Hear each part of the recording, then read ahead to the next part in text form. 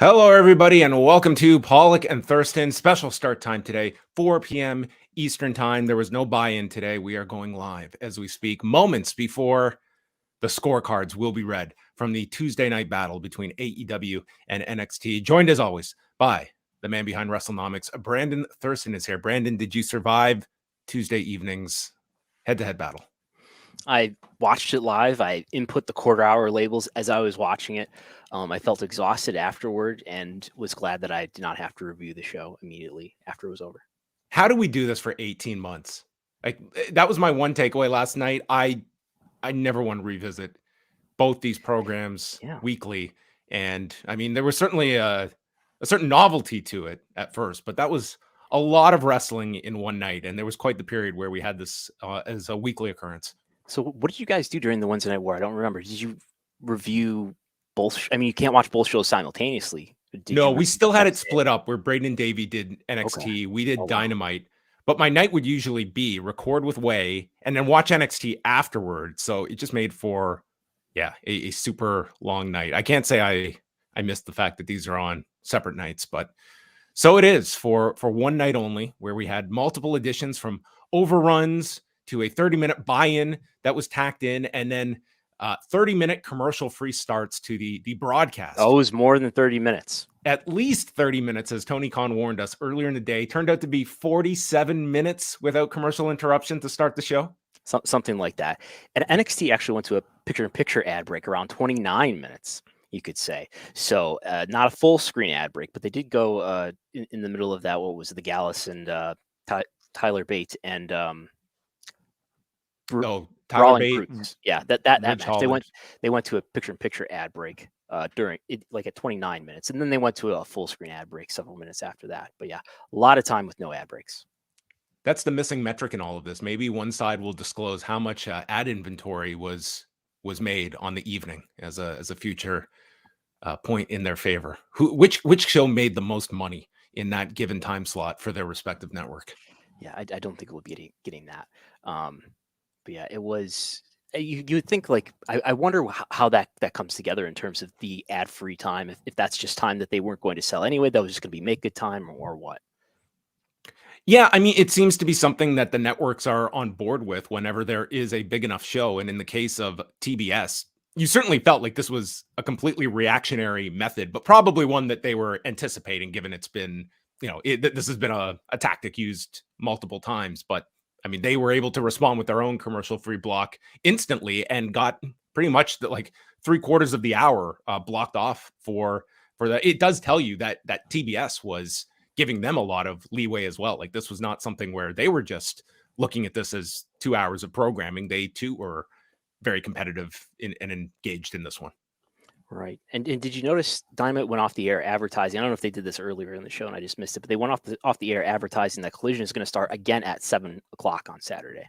Yeah, it was mentioned a few times during the broadcast. And yeah, we talked about this last week. So they went to 7 p.m. this past Saturday, which we kind of read into could only have been a reason to semi-avoid Fastlane because there was no sports on TNT that they were adjusting their scheduling for. But this Saturday, it makes you wonder if this is an unofficial experimental run, that this could be the new time slot for Collision that not only gives you an hour up on WWE shows, but it's an hour earlier than everything else that is on a Saturday night, for instance. So this is at least the second week that they're going to be trying this earlier time slot, which... So I asked WBD and they just literally just got back to me saying, depending on the outcome of the Major League Baseball playoffs on Saturday, Collision may shift to 7 p.m. just this week to allow for potential spillover coverage of the baseball game.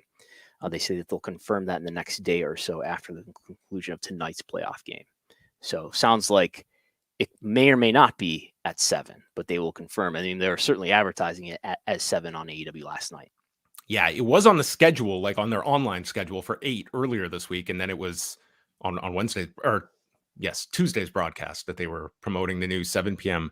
time slot. So yeah, that's an interesting wrinkle to this if they end up getting another move out of this entire thing. We'll get into the Collision numbers a little later on because they were interesting to look at from this past Saturday. But just looking at Tuesday night in terms of the lead up, the promotion from both sides, any major takeaways just of how much each side put into this, how important the stakes were. They were certainly important to the players involved. But now that we are removed from this, I mean, how important are these numbers that we're about to get here in at least in the short term? Because I think in the grand scheme of things, this is going to be a blip. Not that important, I guess. Like you wrote, it's bragging rights. I'm sure it's great for your relationship with your TV network. If you're able to say that, we beat, the other wrestling show, and as much as we talk about WWE and AEW being competitors, I'm sure there's a competitive nature between USA Network and TNT or their parents NBCU and WBD. I'm sure that they want to. We have numbers. Okay. Oh, okay. Wait, we can get the drum roll, but yes, as we make sure you have all your confirmed numbers here. We can't get any digits wrong because God knows we'll hear about it. So, in moments, folks, Brandon Thurston. This is like announcing the Best Picture Award winner. He's got the envelope. I have the envelope, and we have. So, what do you want to do first? Let's do NXT. NXT decisively won the night, both in total viewership and in the demo. 921,000 viewers for NXT, 609 for AEW. This is going to be a 0.30 in the demo for NXT. That's massive. 0.26 for AEW. We'll have that will be tweeted in 0.32 to 0.26. 0.30. Oh, 0.30. 0.30. Did I say 0.32? 0.30 to 0.26. That's really close when you consider all the different factors here. I don't certainly NXT had the bigger show. They won the night. But for AEW to move to the Tuesday night of what they were up against, I think a 2.6, that is, that's below, I think, what you would look for on a Wednesday night, but not by what they do last week, a 0.28 with all the transmission issues and DVR problems. But AEW last week did a 0.28. Yeah. So, I mean, a 0.26 on a Tuesday, I don't look at that as like an embarrassing performance on Tuesday night. But in terms of that number, I mean, that would be in terms of NXT viewership. I mean, that blows ahead of these recent Becky Lynch-led shows that were some of the most watched. This would top that Halloween Havoc show of 2020, which was just under 900,000 viewers as well. Brandon is furiously, I think, doing all the calculations. And I've already put out a wrong tweet with zeros across the board. So okay, 1 second. Yeah, I've just got to get the numbers. Well, you the take numbers your I said time. were correct. So yes, if you were just tuning in, it was NXT winning the night in terms of both viewership and in the 18 to 49 demo. Both sides had fairly significant overruns, although NXT, it was like the usual overrun amount of about 9 minutes, I believe it was, featuring the Braun Breaker Carmelo Hayes match. Yeah. It was Dynamite. 828 minutes. Okay, so 8-minute overrun, and it was Dynamite that went almost to a quarter past the hour. So they had about 5 minutes, I would say, unopposed at the end, and that featuring the end of Adam Copeland and Luchasaurus and about 6 run-ins to complete the night with both of them. I mean, it's really impressive that NXT is. I have to look at what the milestone is here, but 921 is unheard of for NXT on a Tuesday, and I want to say even back in the Wednesday Night War era, and this 0.30 in the demo, despite the fact that, remember, it was going against another wrestling show. Yeah, I'm just looking here that historically for NXT, this is their first year. So throw out the first 2 weeks that they were on the USA Network was September 18th and 25th of 2019. Both those shows topped 1 million viewers. Then AEW starts October 2nd, and they only surpassed 900,000 viewers once that year. And I'm looking ahead here to 2020.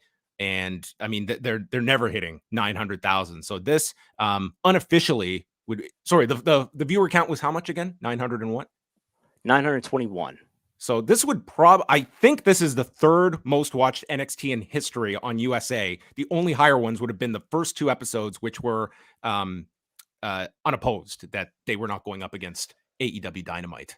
So this was a huge success for the company, and they loaded it up to such a degree that you would have to think this is probably the ceiling of what they are going to be able to hit, because I cannot see them ever being able to replicate this amount of star power unless for some very special circumstances. John Cena is not going to be at their disposal pretty much ever to have this availability. Right. We'll have quarter hours here. We should in a moment too. But yeah, I mean, we have, if you want the number of total viewers in the demo is 396 to 346. But I will serve up quarter hours in a moment. Yes. Well, there you have it. What do you take away from the AEW numbers on the Tuesday night? Like we have talked about this being an audience that traditionally they have been able to follow AEW, whether it's moving to a special Saturday night, whether it's moving to a Tuesday night, they have been able to mobilize that audience. This would definitely seem like they put a lot into this show, and they were up against very, very stiff competition. Anything Yeah, you take from that? I mean, this was not a. I was not expecting such a wide margin either in total viewership. I was definitely expecting NXT to win, maybe by, I don't know, 100,000 viewers or something like that, but not to this degree where we have something like a 300,000 viewer gap in total viewership. And I expected the demo to be closer than this. I mean, we certainly got the impression that WWE wanted to make a statement here and say that, you know, you won the Wednesday Night War, and we want to downplay that as you just being our developmental and giving them a head-to-head battle against their show that was just loaded with main roster content, to make a statement to say, hey, this is what it's like to go against the main roster of WWE, I think was the sort of the intent here. And we also here, as I am getting, so in Canada, I know everyone is at the edge of their seats to know who won in Canada. Well, it was kind of were they actually going head to head in Canada? They weren't, because NXT was only streaming on Tuesday night because Sportsnet 360 went with the Major League Baseball playoffs over NXT. So AEW was oh, you know what? Oh, man, did I really lead that one up? So we had Thanksgiving on Monday. So we are on the holiday schedule this week. So the numbers I was just sent was for Raw on Monday night. I got to wait till tomorrow to get the AEW numbers. So sorry for that anticlimactic buildup. But yes, once again, NXT 921,000 viewers, 0.30 in the demo. Dynamite 609,000 viewers and a 0.26. Yeah, it's quite more illuminating here as I associate it with the Wrestlenomics tweet and graph attached to it. I mean, they really did dwarf them in viewership. I would look at the 18 to 49 demo as, I actually thought it was closer than it was going to end up being, but the viewership, I mean, that was a massive gap in NXT's favor. And we will await, further breakdown of these numbers. But yeah, it was a great number for NXT, and they loaded things up with every star that they could imagine. And I guess the question will be what they come back with after this. Does this at all serve as a boost for NXT? Like, it's been a pretty well received product for some time now, and this is probably for fans of just your Raw or SmackDown that, if ever there was a week to sort of check in and see what NXT is doing, this was it. And if there was enough that this leads to, NXT being able to stabilize a bit on its own, or if this is just right back to normal levels next Tuesday. So we have, I'm going to put it on the screen in a moment. It looks like in the demo, even there's only one quarter where Dynamite beat NXT in the demo for one quarter, and that is the third quarter of the show, which had the ending last few minutes of the Jericho and Powerhouse Hobbs match, the Adam Cole video, and the beginning, most of the Orange Cassidy and Rey Fenix match.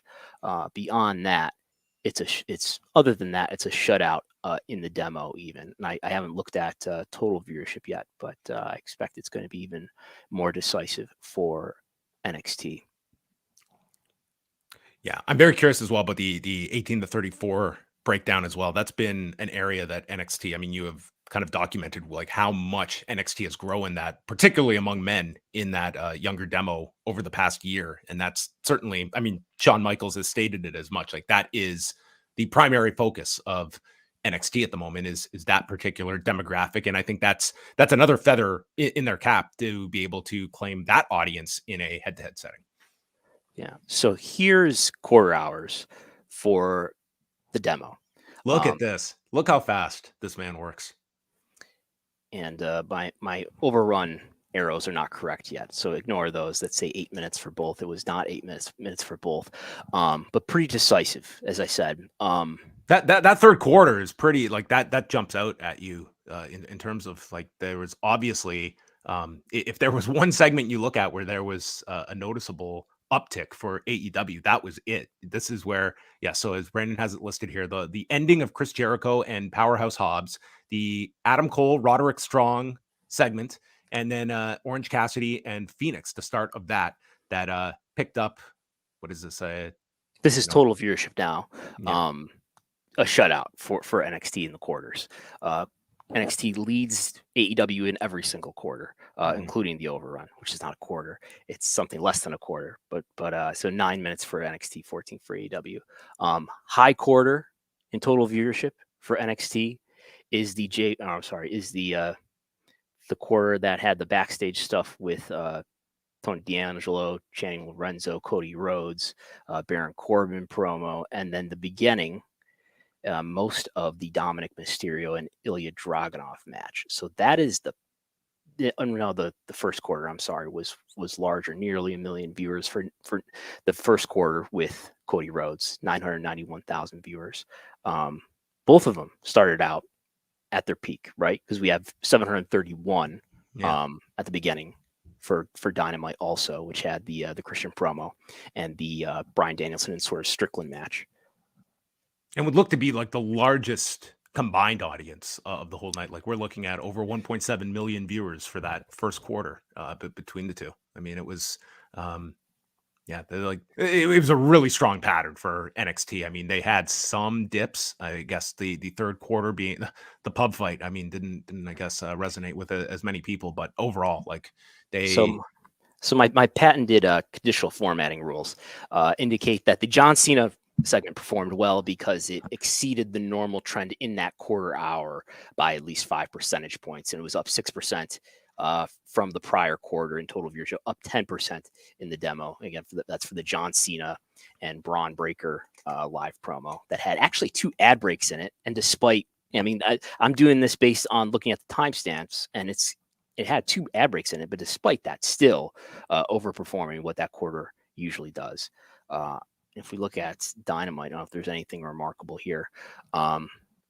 We've got the latter part of the Jay White MJF Juice Robinson live promo. That's getting a lot of attention today. Up 1%, but doing a lot better than that quarter hour usually does for Dynamite when it's on Wednesday anyway. Yeah, I'm just looking at this. Did the Tony Storm video hold people during that picture-in-picture? It looks like I don't know. We want that right there. Quarter hour 4, where viewership decline is 12% for the first quarter hour that had any ads in it, and it did have the Tony Storm segment started, and then it went to picture-in-picture, and then there was some full-screen ads in there, and then the latter part of that quarter hour, this is going into the 9 o'clock hour, did have picture-in-picture ads through the Jay White and Adam Page match. So that declined pretty strongly, down 12%. While what was on NXT at the same time at 8:45. Well, I know when the Tony Storm video that was played, the John Cena. Yeah. It's Davey had put out the side-by-side comparisons that here's Tony Storm driving her imaginary car as John Cena is entering the ring. So it was quite the dichotomy that we had between both programs at that given minute. Right. So there we go. That is the raw looking right at my Excel spreadsheet where I do this stuff. So how did you view the overrun? This would have, if I'm not mistaken, this would have been the longest overrun that Dynamite's ever done before at 14 minutes. I mean, it's very rare that they even do an overrun. Well, what happened here? They went up 8% for this overrun where they were unopposed for about 5 minutes, right? So up 8%, down actually 2% in the demo. Yeah, you'd expect it to be up somewhat. That's about, I don't think there's anything that remarkable to take away there, right? NXT was up 3% for their 9-minute overrun, which had the Undertaker coming out against the Undertaker, a legendary feud revived here in overrun fashion. Yes. So yeah, up 11% for their overrun. NXT was, which had the Undertaker in it, and I think that's probably something that was more newsworthy and more interesting than what was going on in the overrun at that time for AEW. How did you watch the shows on Tuesday night? Were you like actively like going back and forth? I mean, how engaged were you in the actual viewing of the programs? I'm just I curious if had anything like really landed for you in terms of beyond just like hot shotting for the night. Like if you felt anything meaningful was done by either program with these hopefully inflated audiences, especially for NXT. I watched it with Dynamite on my TV, and I had NXT on the laptop. Um, I think W tried to couple all of the big main roster names with NXT people, right? Like you had Cena doing stuff with Braun Breaker, Undertaker. I don't know if that helped Braun Breaker for him to get chokeslam, but Undertaker doing stuff with Braun Breaker, and Undertaker kind of raising Carmelo Hayes' hand at the end. Cody doing stuff with Ilya Dragunov, who's their champion, and LA Knight doing stuff with Ilya Dragunov. So it wasn't at least like main roster people doing stuff with main roster people, and Asuka working with Roxanne Perez. So I think they made an effort to try to give people the rub. Did it really make a huge difference for these people? I don't know. I mean, I guess we'll see in weeks to come if these ratings sustain as they've been doing really well lately. NXT is up tremendously, say year over year. Is this going to mean that NXT is going to be able to sustain an even higher rating than it was doing before? I would be skeptical of that, but it certainly doesn't hurt.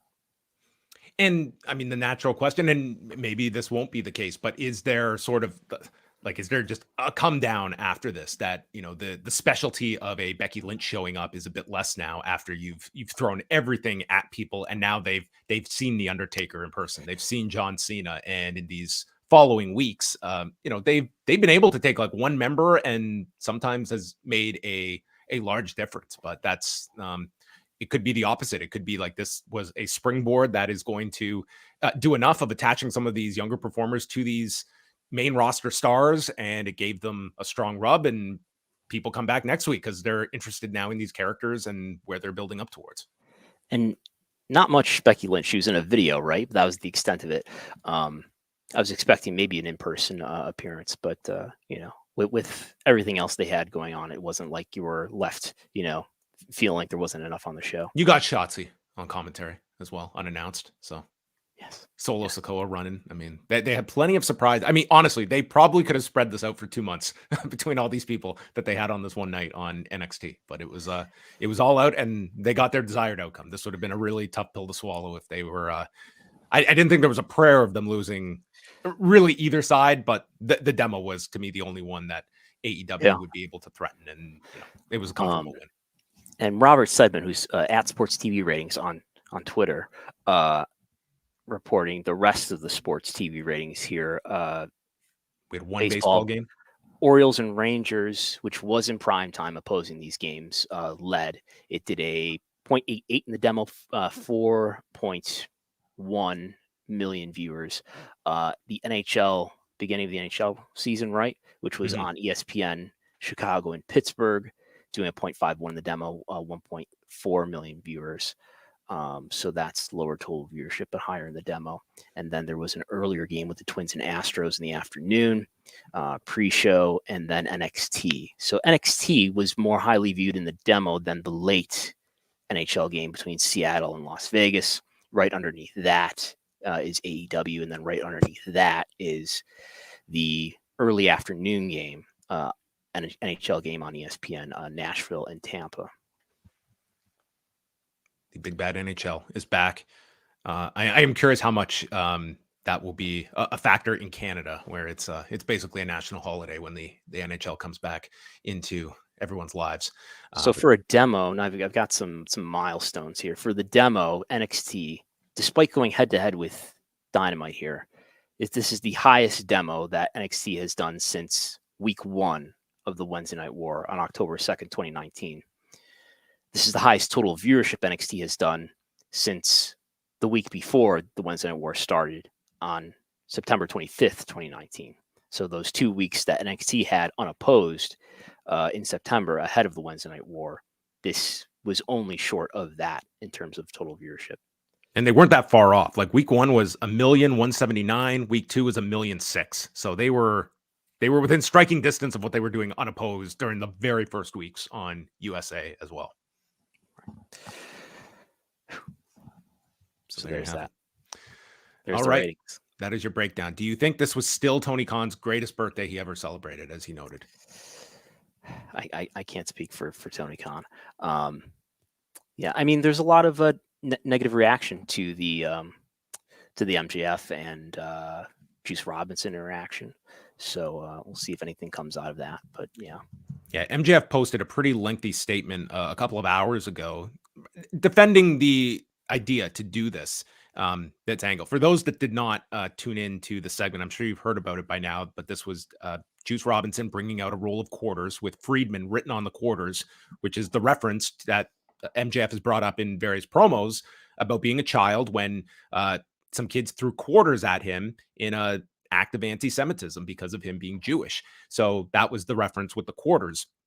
And I won't read this whole thing, but he did write, MJF, that is, this afternoon, Muhammad Hassan was portraying an evil Muslim terrorist. I'm actually Jewish. I've actually gone through this. This is my real life, my story. And I look forward to giving catharsis to every single person who's ever been oppressed or bullied. If you think I'd play with that or take it lying down or worst of all, hide from the hard conversations like a coward, you're on crazy pills. I look forward to the hard conversations this starts and creates. I look forward to people being further educated. My life's work is to stand up to any and all injustices done to people due to something as stupid as being different. To anyone who thinks that can't be done through the avenue of professional wrestling, then that's an indictment on things that have happened in this sport's past. I look forward to bringing this sport into the present. I look forward to knocking Juice Robinson's teeth down his throat.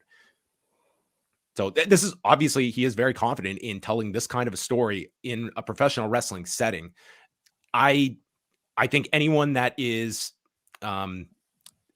feels inclined to be very negative towards this in a pro wrestling setting has more than enough evidence to support that skepticism. And I think with the timing of it this week, that it's almost not so much as however you want to frame this and where stories can go in a professional wrestling setting. If you are a pro wrestling company, if you're a broadcaster, are you comfortable with several of your heels being portrayed as anti-Semitic, however you want to define pro wrestling in the entertainment genre? On top of that, at a week where we are seeing in real time the horror that is going on involving Israel. And that just becomes something where it is beyond storytelling. It's a matter of taste and what amount of your audience is engaged in a story like this versus what amount of your audience is turned off by something like this. And if an angle is turning off more viewers than on, then it's not a great angle. And it seemed like there was a lot of backlash towards this. And I think pro wrestling's history has shown itself to be not exactly the creative outlet to tell very complex stories built upon, such subjects as this. That would be my thought. Yeah, I mean, and to be clear, the comparison here to the Muhammad Hassan angle, the terrorist angle that they did, I believe, on July 7th, 2005, it was taped like the day before the 7/7 bombings in London and then aired the day after or on the day, I think, actually. So the comparison here is that there were, there's a real world heinous war crimes going on, war crimes and terrorist attacks that happened in Israel. And this angle happened days after that has just begun. Yeah. So, I mean, that it is, it was certainly, I think to most, it was the hot button issue of either night's show in terms of the handling of it and opting to go that direction. I would even argue, even without what is going on in the world this week, I think there would have been people that would have been certainly reluctant to see them go this route. But that was his response earlier today to that. Beyond the actual content of the show is a lot of the discussion that surrounded Tony Khan and just his way of promoting this show. It seemed to be that, Tony Khan, when he is aggressively promoting, he goes to an area that he knows is going to get the most amount. He's going to create as much noise as possible and knows like what areas are going to generate that kind of amplification of his product. Now you can argue about his style of promotion of whether it is effective or not effective, but it definitely is something that we saw turned up significantly in the volume. Like there is the there's the version of Tony Khan that we typically get in these media settings, and then there are the versions. I believe it was you that got the answer about, how much money he's got, and he's got a lot more money than Jim Crockett. It's almost like he can flip that switch into. All Like, I did was ask him about pay-per-view buys. How's this show doing? And it was quite the answer that you got out of him. You typically always, I think, get the best out of Tony Khan.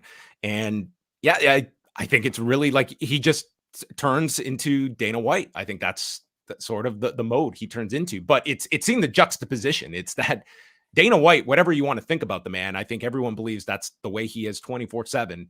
And with Tony Khan, we get many different versions of him when it comes to his style of promotion.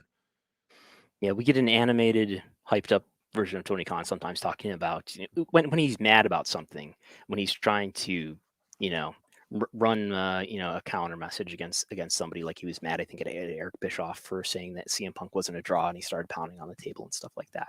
And at other times, we get a very evasive Tony Khan that wants to say a lot of things but doesn't really want to actually say much. I don't know. I wouldn't think of about Dana White, but like I feel like Dana White is. You could say a lot of bad things about Dana White, but I think he's at least. I feel like when I hear Dana White speak, he's telling me what's on his mind, and I feel like with Tony, you rarely get what's on his mind, except for in these weird outbursts. When he feels like he's facing adversity, I guess. Yeah, he was on the Dan Le Batard show, and Dan Le Batard did push him to speak more about the CM Punk issue, but he was not going to divulge too much. But I mean, did indicate that he was very concerned for his well-being, without elaborating too much on that incident. But that is still going to be a topic that is brought up even with him gone from the company. But he was doing quite a lot of media. And as were several others. They had Mark Henry and Paul White doing a lot of media in the area, and they were able to move around 1,100 tickets in that final day for the show in Independence, Missouri. And the final ticket count from WrestleTix, I believe it was just over 3,500, which is not a spectacular number, but it was at least a healthy increase from where they were Monday night, where this was looking to be well under 3,000 tickets out for the show. And that's 3,621 was the final count.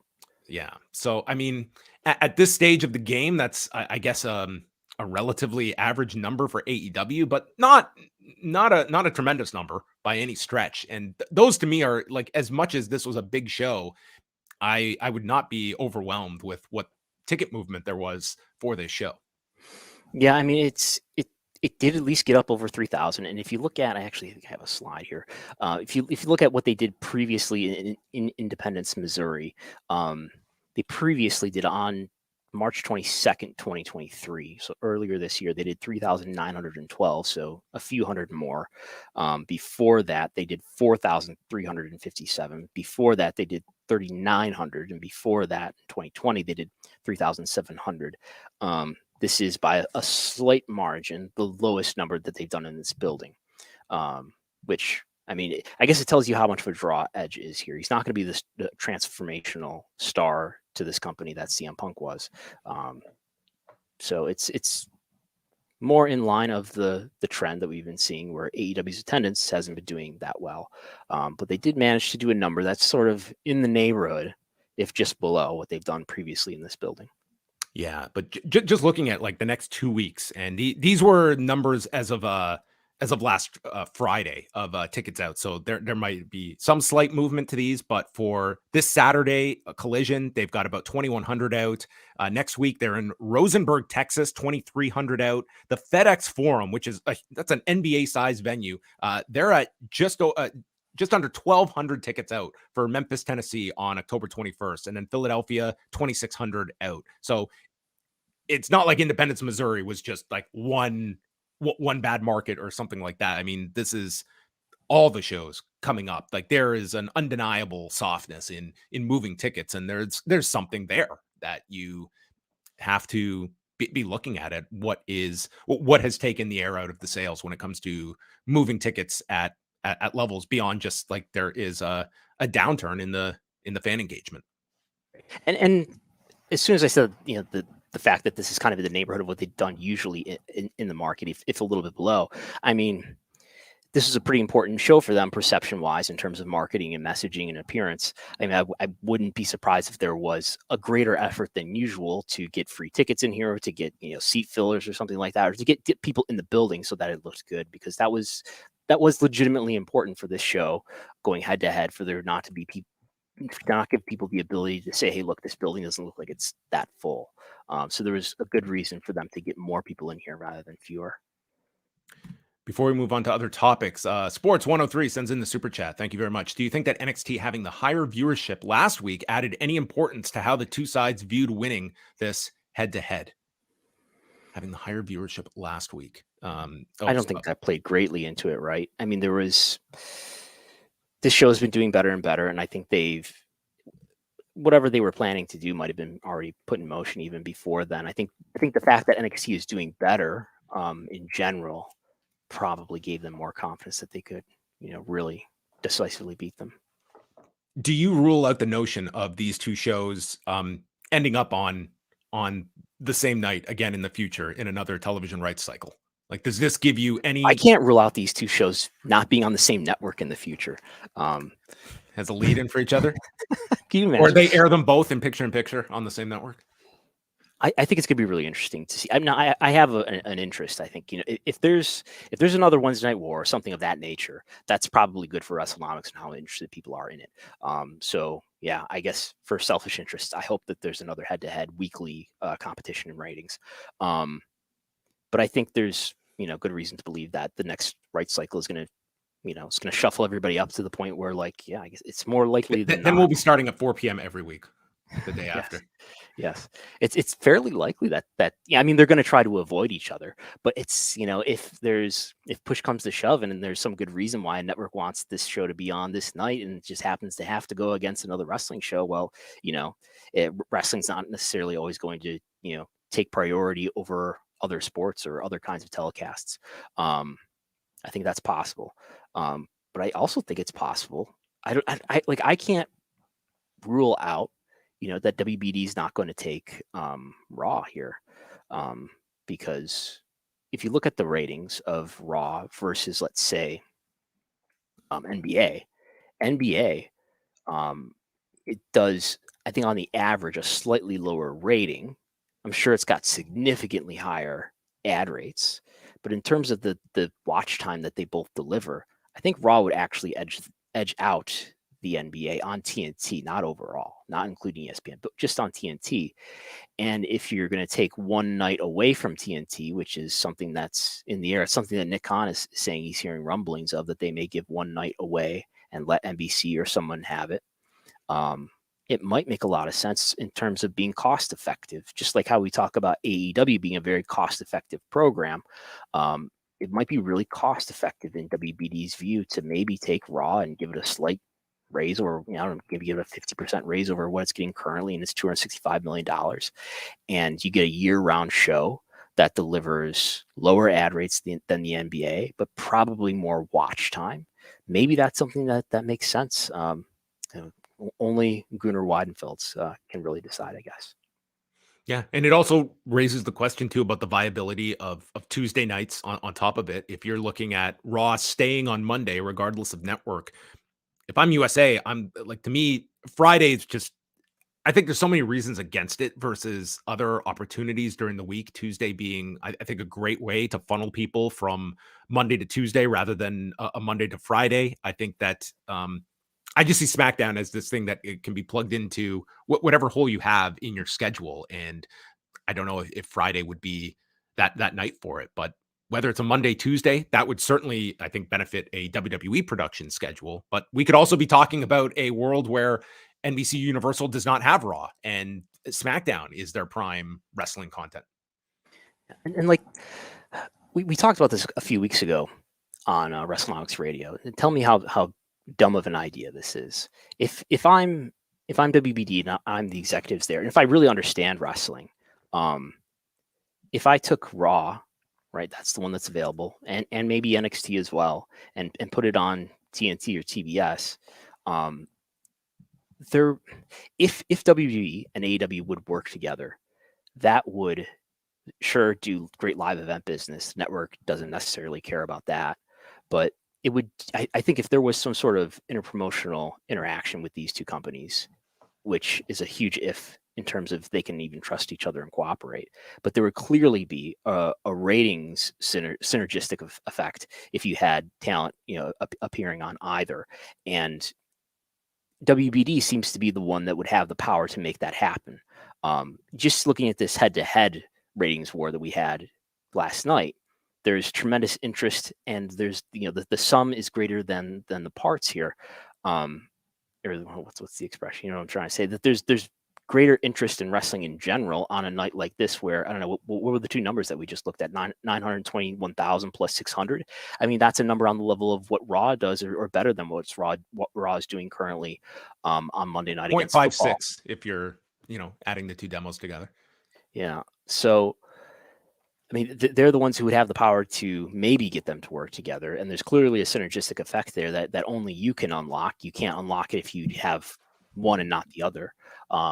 So is that something that I should just stop thinking about, or is that is this like a legitimate idea if David Zaslav can realize that there's really an opportunity there, or there are other hurdles and things in the way to even prevent that from being a realistic possibility?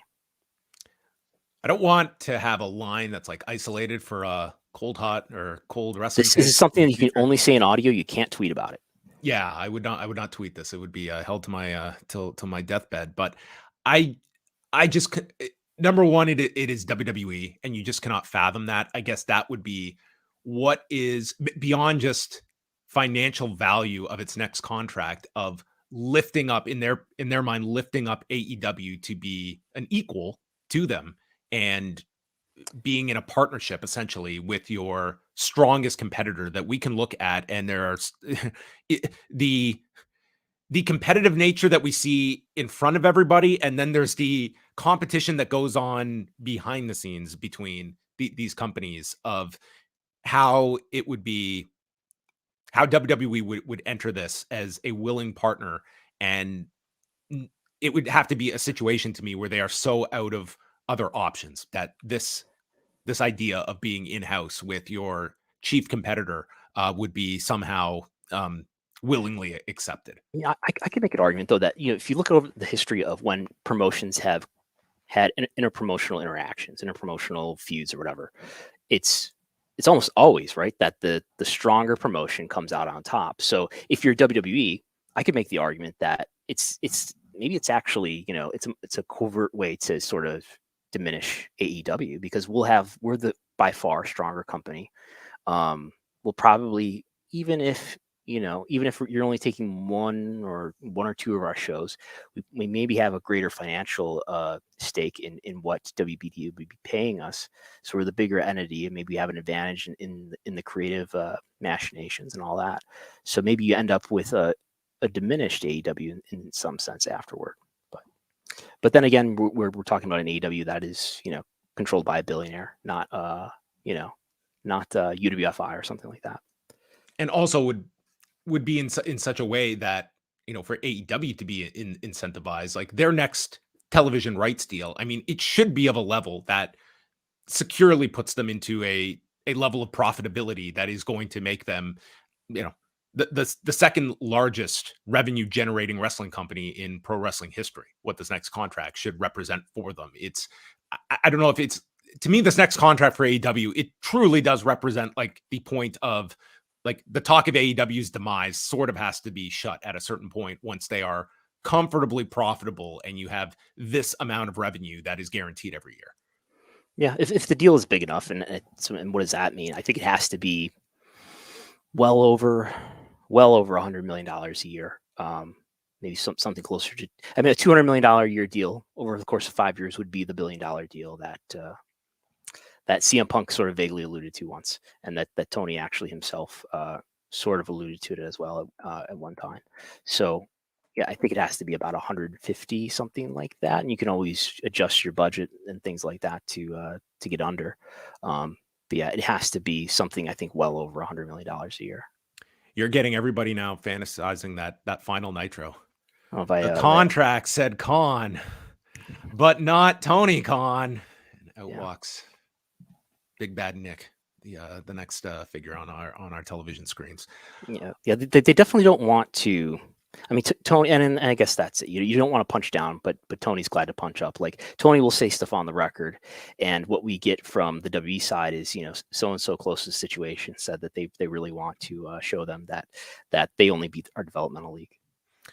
How does WWE trumpet this ratings victory? Do you sense them acknowledging it in any meaningful way? Like, I think if it was the other way around, I think AEW, and I would think that they should do this, would be making a huge deal about like a victory, but the other way around, like as you mentioned, like punching down. Like, do you see WWE at all mentioning this? Or the most watched wrestling program anywhere on Tuesday night was NXT? I mean, I would have to look around. We're on the air right now, but I would think you let the media do it. And maybe you give the media information to make sure that they get out the points that you want them to get out. And, I think it's no coincidence that at times when W does a really good rating, I'm not the only one who can get access to ratings data, that more people do, and, can say that, WB did, X% better than whatever comparison point. Okay, well, if Nick Khan wants the StreamYard link, we can make that happen. We're on the air for another 15 minutes or so. But another super chat here from Louie. Thank you for sending this in. MJF and Adam Cole segments get big ratings. Why? I hate it. Am I out of touch? I do see some backlash online, but that's seemingly a vocal minority. Well, number one, I don't think you should always anticipate or associate your version of what is a good or quality segment with the numbers it generates. Sometimes they don't always correlate, but historically, I mean, especially MJF has been a meaningful difference maker for AEW. But any thoughts, Brandon? The quarter hours, you can't just look at 1 week of quarter hours or one instance of quarter hours to say that something is actually improving ratings or something like that. You want a preponderance, and there have been a preponderance of MJF and Adam Cole segments that have done well. Not necessarily these videos that we've been seeing lately in recent weeks, but their live promos in the ring, in the arena, on the show. Those, have again and again occupied the crossover segment going into the second hour, and that's done really well on numerous occasions since. I mean, going back before All In. It's a more complex issue to talk about, whether the comedy that's happening and the goofiness that's happening with Adam Cole and Roderick Strong and the degree to which MJF's involved in that, whether that's really a good idea for business. There's some who would argue, look at the attendance. The attendance is not doing very well, is it? And the ratings are doing okay for Dynamite. The ratings are very stable. But I think, there's the point is the data doesn't give you a clear answer. Data. You would think that data would give you the definitive, absolute answer about whether something is good or bad. But data is just a light that you shine onto this object, and maybe it's a really powerful light that will show you everything that you want to know. But a lot of times, it's a much smaller light, and you don't really get to see everything that you want to get to see to give you the answer that you want. We go to the great John Cena. How beneficial was the buy-in for AEW? This was the 30-minute online special that they did with Eddie Kingston against Minoru Suzuki. Whenever they're in need of a last-minute, that Minoru Suzuki, he's got like the red bat phone that is just linked to Tony Khan's iPhone, and he was there in the clutch. So this was streaming on X, on YouTube, various social platforms. I was watching it on YouTube, and it peaked by the end, just over 50,000 viewers. This is a global number, by the way. Global number, yes. And the ratings that we're talking about today are United States only. Yes. So to answer the question, I think minimal, if any. I think it is servicing your AEW consumer that was probably already had their viewing pattern set for the night. If they're logging on a half hour earlier for more wrestling content, I don't know if it's directly changing anything other than it's a lead up. I would have been curious if TBS had gone to the extent of trying to start the show earlier, which was always something that Raw tried to do way back with Nitro, and they would go on at like 7:57 and trying to get the jump on people. We talk about overruns, not enough underruns. But to answer John's question, it was an extra match, and I don't think it played any factor. Obviously not, like, based on where we saw that first quarter for NXT. I mean, it was a huge quarter for them. Dynamite's first quarter was strong too, but it also had the Big Bang Theory as usual. Even on Tuesday night, Big Bang Theory offering that lead in for Dynamite. It's fine. There's no cost. I don't think there's any risk in doing what they did either. They're already there. They're not. I'm sure it doesn't cost them much, if anything, to just stream an extra half hour on YouTube. So it's almost like you might as well. It's a marketing effort. Did they fly Suzuki over for this? Did he have to like jump onto I don't a plane? know. Where was he wrestling last? That's a good question. He was on the show on Monday. He was on the Ryogoku card. Really? Yeah, he was in the 6-man, the best of 7 series. So yeah, he was Monday morning, our time. He was wrestling in Sumo Hall, and Tuesday night he was in Independence, Missouri, which I don't know if there's too many direct flights from Tokyo to Independence. I feel like he's in the United States so much that maybe he was, and he's still working New Japan and all that on a regular basis. Yes, on pretty regular basis. So, yeah, I mean, probably a lot of miles that he logged. He's got to have one of those Nexus passes by now, I would think, to just clear through security. I'm fact checking myself here to make sure he was part of the 6-man. Yeah, it was him, Ren Narita, and El Desperado, losing to Yuji Nagata, Shota Umino, and Master Wato. So that was Monday. So I'm imagining he was probably a pretty late call to just come on over, wrestle Eddie Kingston, and then fly home after your 11-minute match. Right. Yeah, on the month, NXT is up 72% in the demo here as I'm looking through numbers.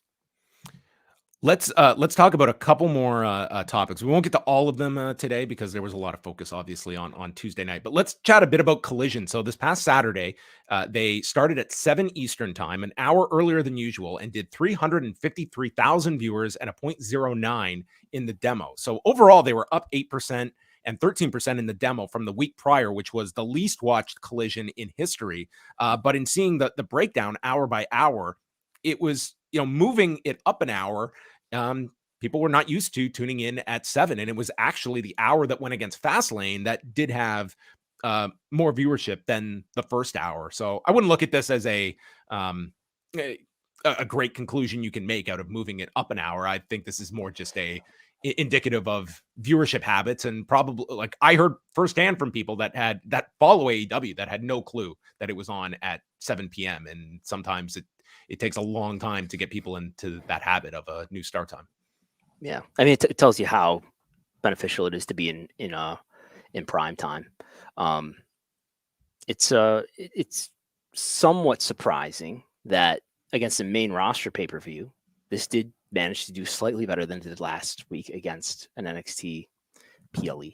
So, yeah, I mean, it helped probably to some extent that they were on at 7 and not opposed by a WWE show.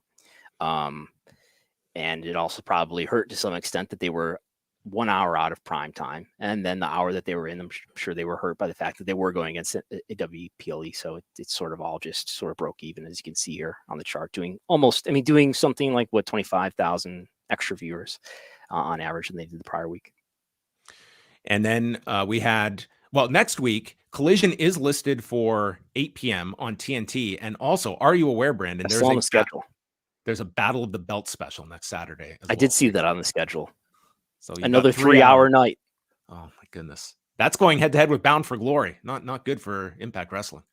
Yeah, I don't think that's going to have a big impact on AEW, but yeah, probably Impact. UFC news. This is an interesting one. They announced on Wednesday that they will be going to Riyadh, Saudi Arabia as part of a Riyadh season next March the 2nd, in conjunction with the Saudi General Entertainment Authority. And why is that well known to professional wrestling audiences? Because WWE does business with the Saudi General Entertainment Authority. And in fact, His Excellency Advisor Turki Al-Ashiki, who's quoted, I don't know if he's quoted in here, but he's the one who's going to, who's made this deal, and who, it says the agreement for this event will be signed in the presence of His Excellency Advisor Turki Al-Sheikh, who's the chairman of the board. He's the guy who held up the belt, the big green belt, with Braun Strowman on the first Saudi show. And we've seen him in press conferences for WWE also. So I would think that this is not just an event that they're going to run in Riyadh and just sell tickets to, but that there's probably some sort of site fee associated with this. What an assumption I think you are making. I think absolutely there's going to be. Is this this is quite the turnaround when you look at Ari Emanuel, although not an unexpected one if you have followed his public stance and how it has softened over the years. He famously turned a $400 million investment from the Saudi government away after the murder of Jamal Khashoggi in 2018. Spoke about this at length of like the concern he had for his life after this event. And in years past, I mean, he has just he was recently on Freakonomics not too many months ago and spoke about the fact that I mean, all countries do bad things was how he explained it. All these governments, they all do things. All governments are bad. Yeah, this is especially the ones that tax me. All one and the same, according to Ari Emanuel. And to the point, I believe one of the question was like, why did you give the money back? It's like, I don't even know why. I mean, it was, and here he is. And this was, I mean, first there was the question of Endeavor getting into business, partnering with WWE with this existing deal. But I mean, this, is further, like UFC has never gone to Saudi Arabia before. And there's so much money to be made. And that is why you were going to get Tyson Fury taking on Francis Ngannou in a couple of weeks in Saudi Arabia. We have Crown Jewel the next weekend. And now they can add UFC to the mix as well. Yeah. I mean, and follows the investment as well into PFL recently by the Saudi government too. And by the way, like if the TKO merger doesn't happen, does UFC announce they're doing a show in Riyadh today? I would think there's a decent chance not. With the same guy who's the face of the WWE deal? It seems like this was a certainly you have to look at that connection that just put all the parties into synergy with one another, and boom, we've got a UFC event, and pretty quickly. Yeah. And the last thing we will note, New Japan and Stardom held a business presentation this week, and they shared a bunch of news here. New Japan noting that in fiscal 2023, so their year runs until what, the end of June, I believe. I think that's right. I think it's around that. But anyway, fiscal 2023, yeah, right. They generated a 5.3 billion yen, which roughly translates. You've got the graph here on the screen. Whereas previous to the pandemic, their high point in 2019 was 5.4 billion yen. So this is revenue. This is not profit for the company. So look at these beautiful graphs here from Brandon. Meanwhile, Stardom, if anything, it's remarkable how much they have grown, and this is even through the pandemic. This past fiscal year, generating about $10 million US. Which in 2019, $1.34 million. So they have increased their business significantly over these last couple of years, which have been very trying times for any Japanese promotions. Yeah, I want to say these details came out a few weeks ago, but yeah, I mean, it shows the growth of Stardom, and to put it in some context, $10 million. That's that's maybe a few episodes of a WWE show to give you an idea of how much bigger the other companies are. But that's tremendous growth from where they were in 2019. They've nearly 10x that, so they're doing very well. Let me ask you this: is the worth of the Elite's contract extensions with AEW more than Stardom makes in a year? The entire term of the contract, probably. Let's go with by year. Do you think that the Young Bucks, Kenny Omega, and Hangman Page make more in 1 year under this new contract than Stardom did in 2023? That's how many people? 2 bucks. 2 bucks. One Hangman, and 4 people. A Winnipegger. 4 people. What do you think average there? 2 million at least just to get to 10. Well, we're at 8 that way. But maybe 2.5 million each. That gets us to what? I could see them flirting with like 3 above. I could see that in new contracts. Yeah, maybe. That's staggering when you look at it of the difference here. But I mean, nonetheless, like this is remarkable growth that Stardom has made during this time. They also added they will do Historic Crossover 2 sometime in 2024. They are redesigning New Japan World effective November 9th. For all of you iOS, Android, Roku, and Amazon users, there will be new apps for it, offline streaming, and HD streams that will be coming. So November 9th. I guess they want to celebrate the anniversary of the Montreal Screwjob with. And your NJPW subscription, NJPW World subscription will be increasing at that time too, right? That's right. They also have the price increase. Yeah, that detail was, I think, omitted in the presentation. But yes, you will also be getting an increase on that, which, I mean, they have not increased their price. To be fair to them, I don't think they've increased it once during this entire time. I have been subscribing to that thing since it launched. That was 2014 that they launched New Japan World. So there we have it. They're going to Taipei. Maybe That Brandon again, and I will. doesn't like the Japanese yen like never inflates. I know they're having. I see stuff in the news about them having inflation issues now, but there's something about like inflation of the yen does not happen like it does to at least the U.S. dollar. But anyway, Yeah. Well, and then Stardom, they are not going to be part of Wrestle Kingdom this year. Instead, they will be running their own standalone show January 4th in the afternoon, so as not to conflict, at Tokyo Dome City Hall. And that will be headlined by an IWGP Women's Championship match. Big increase in shows this past year. They were up to 141 in 2023, and those were some of the major takeaways from the Stardom and New Japan announcements. Yes. And finally, the TKO, the first TKO earnings report, will be released Tuesday, November 7th at, wait for it, 5 p.m. Eastern time, the death time. So at this particular time on November 7th, we will get the first earnings report. So they are making it in very close proximity. We will be live the next day, so we can go through this. And I'm very excited about the very first TKO earnings call. Yeah, there's a lot of unknowns in terms of like who's going to actually talk on these. Probably Ari, probably Mark Shapiro. What is the Vince word count going to be? I predict 0. Vince will be on this call. You think none? No. You want to wager something on that? Vince is not going on this call.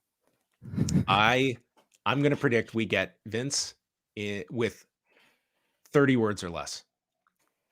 We're going to get a take it away. Nick for sure. Yeah. Maybe we get Ari opening address, throws it to Nick, who then who's going to be the UFC rep? I don't see Dana on these. You don't think Dana? What's up, everybody? What's up, GOP? he never appeared on the Endeavor calls, and in UFC was UFC more than half of the Endeavor business? Yes, but never appeared on the calls. No, Dana was never on the calls, to the best of my recollection. So anyway, a lot of heavyweights that are up for positions on these calls, and we will see what they are asked, and especially the stock. Like, it's been underwhelming. Yeah, stock has not been performing well. Brandon Ross of Lightshed wrote a piece about that the Saudi deal, UFC doing a show in Saudi Arabia, should give investors some reassurance, because it tells you that, well, they're willing to do business with UFC, so they're not trying to put UFC out of business necessarily with their investment in the Professional Fighters League, which is maybe a competitor to the UFC. Stock price is not exactly rebounding on this news, though. As I look here, the market is closed today, and this news did come out before the close of the market, so it was out there for a few hours at least, and the stock TKO still closed down 3% on the day. Yeah, that was a crazy reaction that they had after the PFL deal. 2%, excuse me. I think a lot of people figuring out what PFL was that same day. Yeah. All right. Well, there you go. You are all caught up to date. Again, the NXT ratings notes. It was NXT with a commanding victory, a 0.30 to a 0.26, and a much more sizable win in overall viewership, as it was NXT averaging 921,000 viewers and AEW Dynamite 609,000 viewers, as they return to their night of the week next week on Wednesday. And we will see if there is any fallout from this, whether there is a victory lap from WWE or memes aplenty from Tony Khan. Yeah. So, sorry if I sounded distracted on this broadcast. I'm trying to get like the ratings reports out and stuff, but the quarter hours will Brandon, be out soon. If anything, we should have had like a GoPro around your forehead just to see your process as you are taking in these numbers in real time. I had scripting issues this whole time. There were issues with NAND values, not a number values, that I had to wrestle with. Oh my God. No, I enjoyed this a lot. I like doing the real-time reaction to the numbers. And I think a lot of people enjoyed it as well. So thank you to everyone for tuning in live at this special start time. We will be back next Wednesday in our regular slot at 3 p.m. Eastern time, unless they decide to go head-to-head again on Tuesday night. Do it. Or something. And are you guys cowards? Come on. Last question. Do you expect anything near this level of interest from either side towards that Collision, SmackDown head to head, because that's one. It's like there's no competing with SmackDown on Fox. Like this would be a different question if it was on FS1 that night. Sorry. What's that? I wouldn't be surprised to see Collision start at 7 on that night. Possible, yeah. Like if you're AEW, like obviously you don't throw in the towel, but I don't know if you throw everything in the kitchen sink at that show either. It's just, I mean, you're competing with, like, you're not coming at all within distance of SmackDown. To me, it's one that, yeah, it's head to head, but is like you're just and it's AEW off of its normal slot onto a Friday instead. So is there going to be Rampage? Is this going to be another huge block of? It's probably going to be 3 hours. I'm thinking, yeah. I think it's, and that's the night before the pay-per-view, the Full Gear show. Like that's why it's happening on Friday. So anyway, you have that to look forward to for people that are just gluttons for the head-to-head competition. All right, that's going to wrap it up. But coming back this Sunday for members at patreon.com/Wrestlenomics, it is Jesse Collins, Chris Gullo, and Brandon Thurston, as they will be bringing you all of the post head-to-head takes from all over the globe and making sense of what's happening in the wrestling business world. So that's coming up on Sunday. I'm not going to ask you what's coming up because the cycle moves at such a pace. We don't know on a Wednesday what's going to be making news on Sunday. I write the show on Friday usually. I make slides on Friday and then throughout Saturday as well. So it's a process that will begin in a couple of days from now. Well, I'm very excited to promote what's coming up tonight with John Pollock at postwrestling.com. Ladies and gentlemen, all viewers, listeners, coming up tonight, nothing. No show. I'm off, and I've taken in way too much wrestling. So that's going to be it. I'm not back until Friday night with Way. So you can tune into Rewind to SmackDown. We appreciate all those that tuned into our attempt to review both NXT and AEW on Tuesday night. Obviously, transmission issues not just affecting TBS, but yes, the post office too hit with a lightning bolt of connectivity as well. How's my connection been? Has it been good? Crystal clear, beautiful. Coming in. Fantastic. A+. Thank you, everyone, for joining us. And that is going to wrap up Pollock and Thurston for another week. So have a great week. We'll chat with you in 7 days.